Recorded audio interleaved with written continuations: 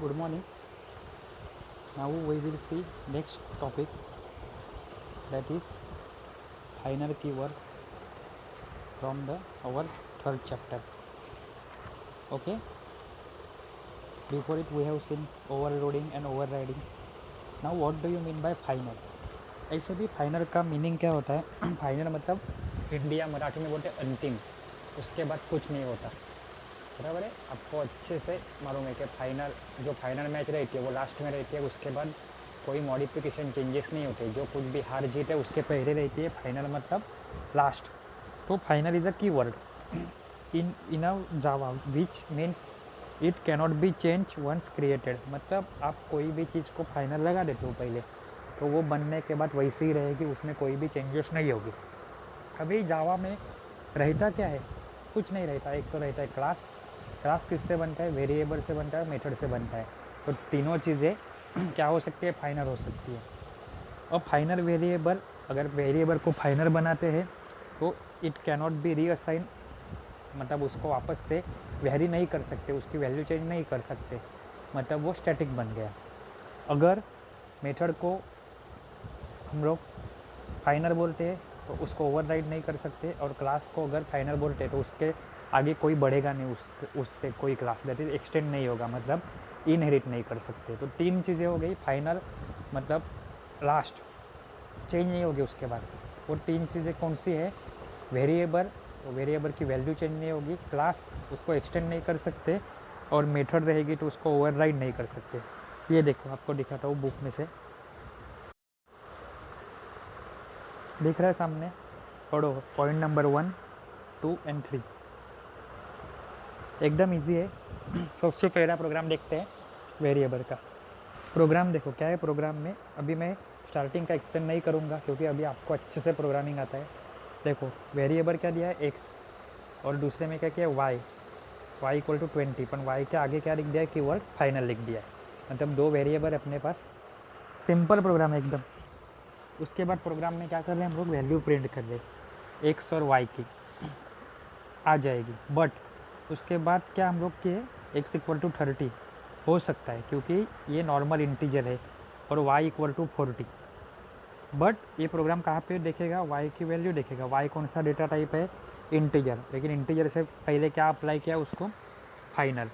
So output में क्या लिख जाएगा? Cannot assign a value to final variable Y. X को असाइन कर दी, री असाइन कर दी, असाइन कर दी। असाइन एक बार होगी, तो वाई को भी वैल्यू असाइन क्या किया है? 20 एक बार की थी। लेकिन री असाइन करने गए हम लोग, वाई की वैल्यू 20 से लेके 40 करने गए, तो वो हुई नहीं। क्यों?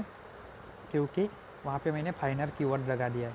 ये कभी काम में आता है, कोई कोई वैल्यू रहती है जो एक्सीडेंटली हमें चेंज नहीं करनी रहती है, कि आगे थ्रू आउट द प्रोग्राम वो वैल्यू फिक्स नहीं करनी है, तभी क्या काम में आता है? Final variable. दूसरा क्या है? Final method.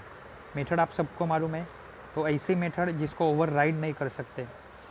देखो क्लास ए में मेथ नाम की मेथड को क्या कर दिया है? फाइनल डिक्लेयर कर दिया है। क्लास बी एक्सटेंस ए, तो वो ओवरराइड नहीं कर सकते। वहाँ पे देखो सेमी सॉरी डबल स्लैश दे के क्या दिया है? Error, can't override. क्यों नहीं ओवरराइड कर सकते? क्योंकि ऊपर वाली मेथ को हम लोग ने क्या किया है? फाइनल डिक्लेयर कर दिया है।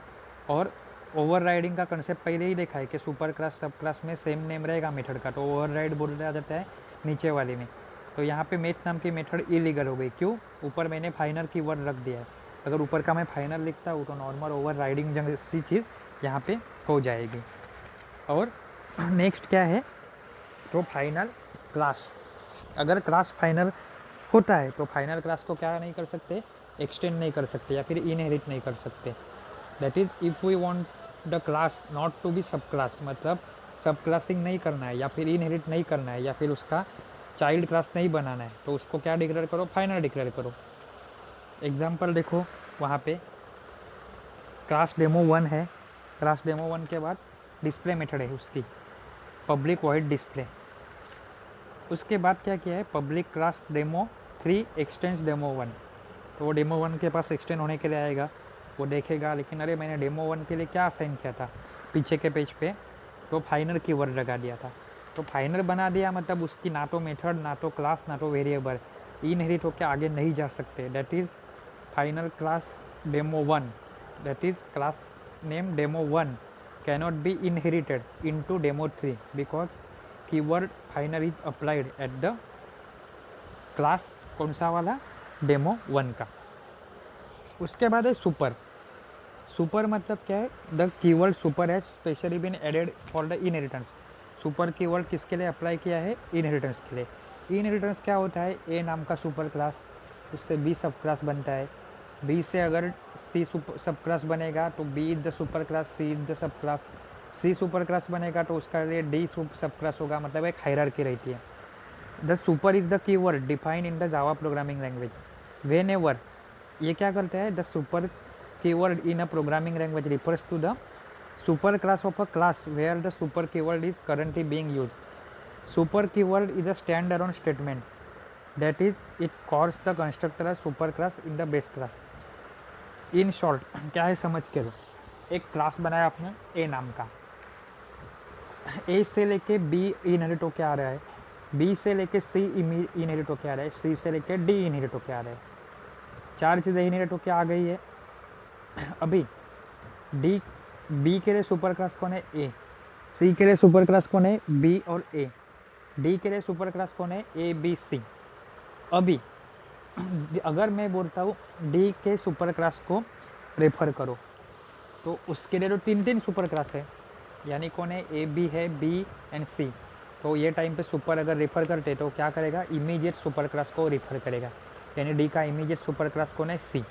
ये करता है काम इमीडिएट सुपर क्लास वाला कौन सा? तो आपका सुपर कीवर्ड। इसके बाद आती है आपकी इम्पोर्टेंट। क्या इम्पोर्टेंट आती है? तो abstract method and class. This is very important topic. Abstract समझने के लिए वेरी इजी है। एब्स्ट्रैक्ट मतलब क्या? मैं डिटेल में कुछ बोलूँगा नहीं, सारांश जिसे मराठी में बोलते हैं, फिर समरी। मतलब हर टाइम मुझे इन एडवांस मालूम नहीं रहता कि ये क्लास या फिर कौन से भी मेथड आगे चल के क्या करने वाली है। एडिशन मुझे नहीं मालूम कि आगे चल के एडिशन मुझे 2 इंटीजर का करना है कि 3 इंटीजर का करना है कि फ्लोट का करना है कि डबल का करना है। अगर मैं इंटीजर का एडिशन करता हूँ तो मैं रिस्ट्रिक्टेड हो जाता हूँ, किसके लिए? इंटीजर वैल्यू के लिए ही। फ्लोट का करता हूँ तो फ्लोट वैल्यू के लिए मैं रिस्ट्रिक्टेड हो जाता हूँ। तो ये रिस्ट्रिक्शन मुझे निकाल देना है, मुझे वाइड स्कोप पे काम करना है। तो उसके लिए एब्स्ट्रैक्ट मतलब सारा, उसमें खाली बोलूँगा एडिशन नाम की मेथड, ये क्लास, तो वो क्या हो गया? एब्स्ट्रैक्ट क्लास हो गया। क्या है? In sometimes it may be required to define a superclass that declares a structure of a given abstraction. खाली एब्स्ट्रैक्शन बोलेगा वो, विदाउट प्रोवाइडिंग, वो प्रोवाइड नहीं करेगा। क्या? Complete implementation of every method. खाली मेथड का नाम देगा। नॉर्मल प्रोग्रामिंग में क्या होता है? मेथड डिक्लेयर करते हैं, उसको इम्प्लीमेंट करते हैं और कॉल करते हैं। यहाँ पे मैं खाली मेथड डिक्लेयर करूँगा, उसको इम्प्लीमेंट भी नहीं करूँगा। Implementation according to my need होगा। तो यही क्या रहता है? एब्स्ट्रैक्ट। एब्स्ट्रैक्ट मतलब सारा उस समरी ढांचा जैसे बना के रखा है, डिटेलिंग यूज़र के ऊपर छोड़ दिया है। तो फीचर्स ऑफ एब्स्ट्रैक्ट क्लास देखो, एग्जाम में आ सकते हैं ये। Any class with an abstract method is automatically abstract class itself. अगर कोई क्लास में एब्स्ट्रैक्ट मेथड है तो वो एब्स्ट्रैक्ट क्लास बन गया। It cannot be instantiated. Instantiated मतलब ऑब्जेक्ट नहीं बना सकते उसका। A subclass of an abstract can be instantiated only if it overrides each of the abstract method. Next है if subclass of abstract class does not implement all abstract method। अगर super class में method declare कर दी और सब class में सारी की सारी मेथड इम्प्लीमेंट नहीं कर रहे, दैट सब क्लास इटसेल्फ इज एब्स्ट्रैक्ट। तो इसका मतलब क्या हो गया? अगर इम्प्लीमेंटेशन नहीं है, पहले वाले एब्स्ट्रैक्ट क्लास को एब्स्ट्रैक्ट क्यों बोलते हैं? क्योंकि वहाँ पे खाली डिक्लेरेशन था, इम्प्लीमेंटेशन था क्या? नहीं। अगर सुपर क्लास से सब क्लास बनता है और वहाँ पे भी मैं इम्प्लीमेंटेशन नहीं कर रहा हूँ, वहाँ पे भी मैं खाली डिक्लेरेशन कर रहा हूँ, तो वो क्या हो गया? वापस से एब्स्ट्रैक्शन हो गया। नेक्स्ट क्या है? Static, private and final method cannot be abstract. 3 type की मेथड, स्टैटिक, प्राइवेट, फाइनल, ये एब्स्ट्रैक्ट नहीं हो सकते। एंड लास्ट इज क्या है? अ class can be declared abstract even it does not actually have abstract method. और ज़रूरी नहीं है कि एब्स्ट्रैक्ट क्लास में एब्स्ट्रैक्ट मेथड रहे ही, बट रूल क्या बोलता है? अगर एब्स्ट्रैक्ट क्लास है, एब्स्ट्रैक्ट मेथड है, तो क्लास क्या बनता है? ऑटोमेटिकली एब्स्ट्रैक्ट क्लास बन जाता है। बट इसका मतलब ये नहीं है कि एब्स्ट्रैक्ट क्लास है, इसका मतलब वो एब्स्ट्रैक्ट मेथड रहेगी ही। इसका प्रोग्राम देखो वेरी इजी। सबसे पहले देखो यहाँ पे क्या है, program for a abstract method है ना क्लासेस, इजी है, आपको समझ में आएगा। सबसे पहले क्या है, क्लास फिगर, उसमें दो डबल डायमेंशन है, डिम 1 डिम 2। उसके बाद फिगर नाम का कंस्ट्रक्टर बनाया है जिसमें दो वैल्यू पास करके असाइन की है। लेकिन एब्स्ट्रैक्ट क्लास फिगर में ही एक देखो डबल एरिया नाम की एब्स्ट्रैक्ट मेथड है। क्यों एब्स्ट्रैक्ट है, उसके पहले एब्स्ट्रैक्ट ये कीवर्ड मैंने अप्लाई कर दिया, तो एब्स्ट्रैक्ट कीवर्ड होने से ये क्लास भी एब्स्ट्रैक्ट बन गया। लेकिन देखो abstract double area opening and closing bracket है, ये मेथड जस्ट डिक्लेयर की है, लेकिन इसका इम्प्लीमेंटेशन है क्या, नहीं, क्योंकि मुझे नहीं मालूम आगे चल के मुझे किसका एरिया कैलकुलेट करना है। अगर मैं यहाँ पे फिक्स कर देता हूँ तो एवरी टाइम मुझे नई नई मेथड बनानी पड़ेंगी। उससे अच्छा मैं एक समराइज एरिया नाम की मेथड बना दी, वो डिफरेंट कंडीशन के लिए मैं अप्लाई कर सकता हूँ। अभी उसके बाद क्लास रेक्टेंगल एक्सटेंड्स फिगर, यानी ऊपर वाले एब्स्ट्रैक्ट क्लास को वो एक्सटेंड कर रहा है, इनहेरिट कर रहा है। रेक्टेंगल उसका ऑब्जेक्ट बना और सुपर वहाँ पे डबल ए डबल बी पास की, वो वैल्यू असाइन हो जाएगी। अभी देखो डबल एरिया नाम की मेथड ऊपर डिक्लेयर की थी, यहाँ पे डबल एरिया में मैं इम्प्लीमेंटेशन कर रहा हूँ। क्या इम्प्लीमेंटेशन कर रहा हूँ, system dot out print alien inside area of a rectangle, ये प्रिंट होगा और क्या होगा, return dimension 1 into dimension 2, that is DIM1 into DIM2। तो ये क्या हो गया, डायरेक्ट कैलकुलेट करके दिया एरिया किसका, रेक्टेंगल का। ऊपर में फिक्स नहीं किया, मैं ऊपर खाली डिक्लेयर किया था एरिया। अभी नेक्स्ट क्या है, एक क्लास ट्रायंगल एक्सटेंड्स फिगर, वापस ऊपर वाले एब्स्ट्रैक्ट क्लास को एक्सटेंड किया, तो यहाँ पे ट्रायंगल में डबल ए डबल बी पास किया कंस्ट्रक्टर। यहाँ पे डबल एरिया नाम की मेथड है, देखो वो क्या कर रही है, अभी एरिया पहले में क्या था, DIM1 इंटू DIM2 था, अभी यहाँ पे ट्रायंगल आ गया, तो ट्रायंगल के एरिया के हिसाब से मैं अलग वैल्यू पास करूँगा। तो यहाँ पे आउटपुट में क्या आएगा, inside area of a triangle, return DIM1 into DIM2 divide by 2, बराबर है, that is 1/2 H into B आ गया। इसका मतलब है मैंने एरिया नाम की मेथड जस्ट डिक्लेयर करके रखी थी, इम्प्लीमेंट किया था नहीं, so that is the abstract, और वो एब्स्ट्रैक्ट मेथड थी इसलिए क्लास क्या बन गया, एब्स्ट्रैक्ट क्लास बन गया। अभी आते हैं हमारे actual public static void main वाले में, दैट इज़ एब्स्ट्रैक्ट क्लास में। यहाँ पे क्या है, पहला figure F equal to new figure 10 10। क्यों इलीगल, क्योंकि ऑब्जेक्ट नहीं बना सकते किसका, एब्स्ट्रैक्ट क्लास का, सो इलीगल बोला गया। देन आया रेक्टेंगल आर को ऑब्जेक्ट बन सकता है, उसमें वैल्यू क्या पास की, 9 एंड 5, जो कहाँ पे जाएगी, dimension that is DIM1 DIM2 में जाएगी। ट्रायंगल अगर रहता है तो वो वाले क्लास के पास जाएगा, उसके में क्या पैरामीटर पास किए, 10 एंड 8, तो DIM1 का वैल्यू है 10 और DIM2 का वैल्यू है 8। बैकग्राउंड में वो कैलकुलेट करेगा रिस्पेक्टिव फंक्शन के पास जाके, रिस्पेक्टिव मेथड के पास जाके।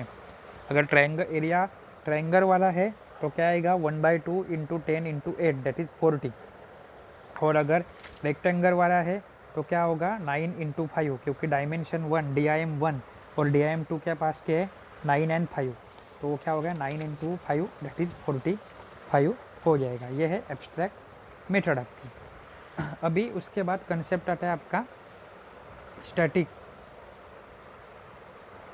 मेंबर का। तो स्टैटिक मेंबर क्या है, मैं इसमें नहीं है आपके पास, लेकिन मैं बोल रहा हूँ ईजी है।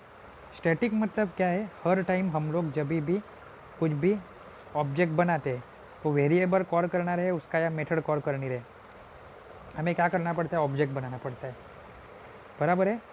पहला स्टार्टिंग का हेलो वर्ल्ड का प्रोग्राम देखो, उसमें एक ही क्लास था, पब्लिक स्टैटिक वॉइड मेन और हेलो वर्ल्ड हम लोग ने आउटपुट में लिखा था।